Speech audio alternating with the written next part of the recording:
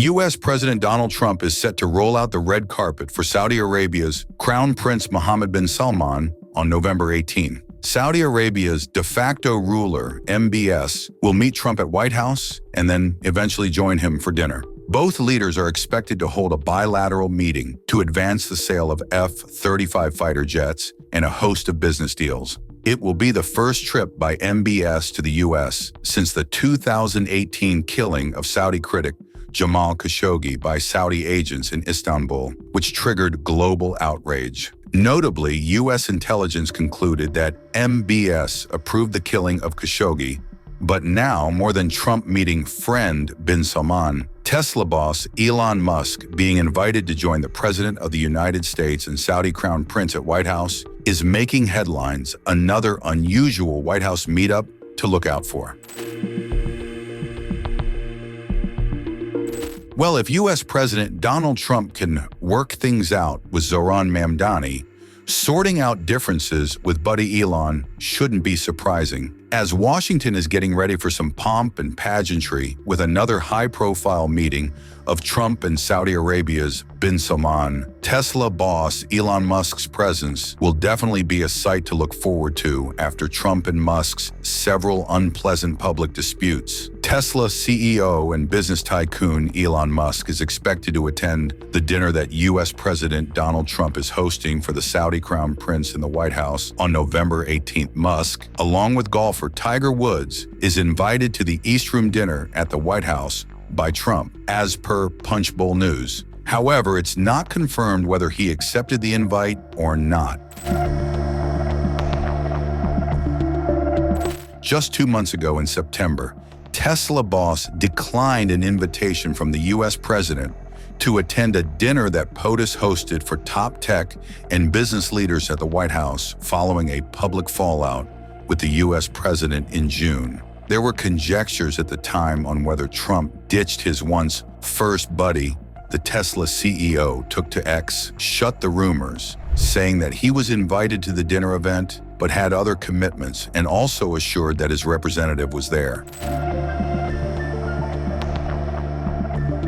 After Donald Trump and Elon Musk's much written and talked about fallout in June over Trump's One Big Beautiful Bill, both leaders were seen in public for the first time in September at the memorial service of Republican activist Charlie Kirk. President, everyone's saying that Charlie brought you and Elon back together. Is that true? Well, Elon came over and said hello. No, it's nothing to do with that. So I thought it was nice. You know, he came over, we had a little conversation. We had a very good relationship, but it was nice that he came over. Just before that, Trump defended Musk when asked about a Gallup poll showcasing Tesla CEO as the most unpopular figure in America. Trump said he had a bad moment, but remains a good person. Yeah, please. A new Gallup poll says that Elon Musk is the most unpopular public figure in the country right now. I'm wondering, do you miss having him around the White House, or is that poll accurate? I don't know if the poll's accurate. I think he's a good person. I think he had a bad moment, really bad moment, but he's a good person. I believe that. If Elon Musk accepts the invitation, the face-to-face meeting of both leaders will detente their ties, and probably Musk can return to the Trump administration, as while bidding Tesla boss goodbye from his tenure as a head of Doge, Trump anticipated that the billionaire would do back and forth and would remain an advisor to Trump. Let's replay Elon Musk's last day spearheading Doge and his special joint press briefing with Trump. And Elon's really not leaving. He's going to be back and forth, I think. I have a feeling.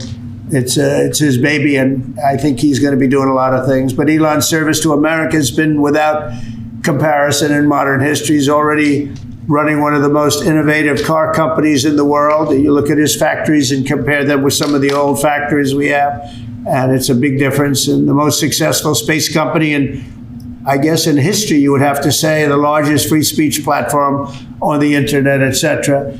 Yet Elon willingly, with all of the success, he willingly accepted the outrageous abuse and slander and lies and attacks because he does love our country. I know that very much. He loves our country. He comes from another country, a country that's going through trials and tribulations, I would say.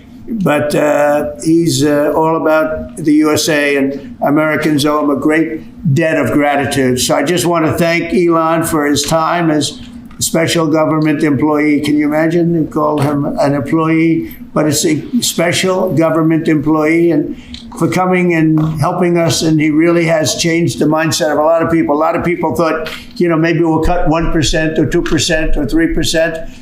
Then they said, wow, we can cut a lot more than that. And we're going to do it very surgically. We're going to continue on the march. We're making America great again. When I was in Saudi Arabia, and we were in, as you know, 3 really great countries, predominantly the 3.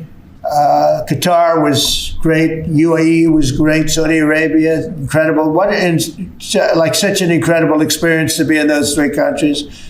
But the Crown Prince of Saudi Arabia, and I must tell you, the great leaders of the other 2 that we just mentioned, they all said the same thing, that the United States is the hottest country right now anywhere in the world. And 6 months ago, we thought it was dead. It was like a dead country.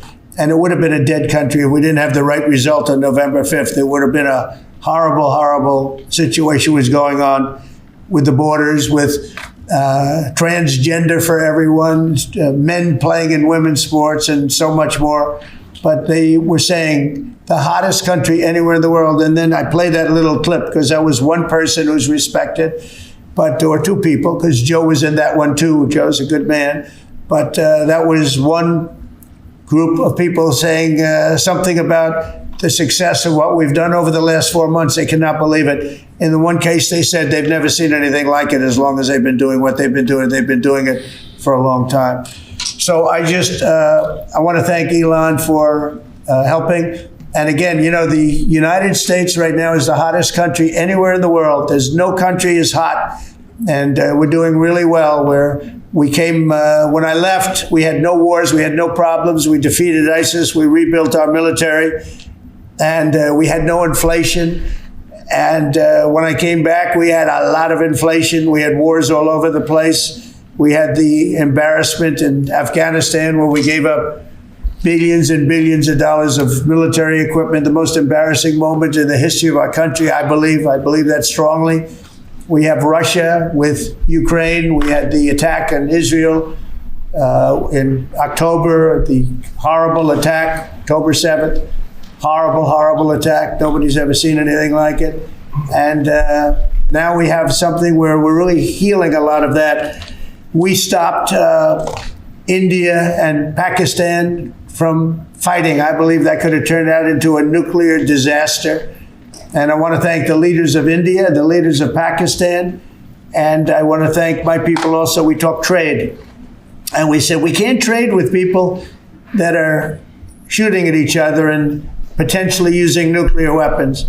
And they're great leaders in those countries, and they understood, and they agreed. And that all stopped, and we're stopping others from fighting also, because ultimately we can fight better than anybody. We have the greatest military in the world. We have the greatest leaders in the world. We put one of them in charge of the Joint Chiefs of Staff, as you know, General Raisin Kane. And we wiped out ISIS, completely wiped out ISIS in 3 weeks. They said it would take 5 years, and we did it in 3 weeks. And that's the way it is. But we don't want to have to use our military. We want to be peace through strength when we can. And that's the way we're going to have it. So I just want to thank Elon and all of his people. Most of those people are staying. Almost all of them are staying, and they're going to be with us.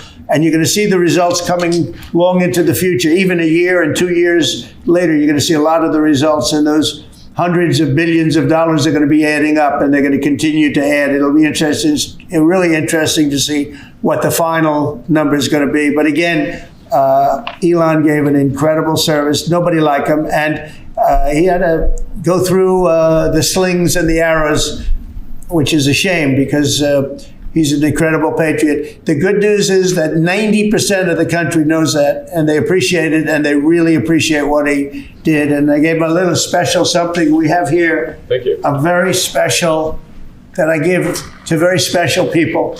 I have given it to some, but it goes to very special people, and I thought I'd give it to Elon as a presentation from our country. Thank you. Thank you, Elon. Thank you. Take care of yourself. Thank you. This is a lot. The luck on this is amazing. A large lot.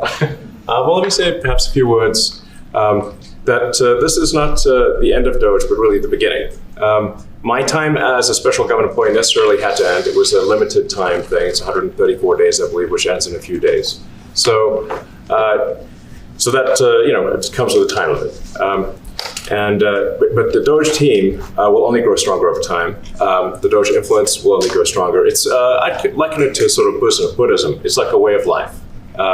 So it is permeating throughout the government, and I'm confident that over time we'll see $1 trillion of savings and a reduction in $1 trillion of waste and fraud reduction. The calculations of the Doge team thus far, in terms of an FY25 to FY26 delta, are over 160 billion, and that's climbing. We expect that number will probably go over 200 billion soon. So I think the Doge team is doing an incredible job. They're going to continue doing an incredible job, and I'll continue to be visiting here and be a friend and advisor to the president. And I look forward to times being back in this amazing room. By the way, isn't this incredible? Look at this incredible. It's stunning. I think the way that the Oval Office, how the president has just completely redone the Oval Office. It's beautiful. I love the gold on the ceiling. Thank you. It's pretty nice. Yeah. That's been there a long time. That was plaster. Nobody ever really saw it. They didn't know the eagle was up there, and we highlighted. It's essentially it's a landmark, a great landmark, and that's 24 karat gold, and everybody loved it. And now they all see it when they come in. So it's been good. The Oval Office finally has the majesty that it deserves, thanks to the president. So I look forward to continuing to be a friend and advisor to the president, continuing to support the Doge team, and we are relentlessly pursuing $8 trillion in waste and fraud reductions, which will benefit the American taxpayer. So that's it, really. Thank you, Mr. President. Thank you. All right. Great job.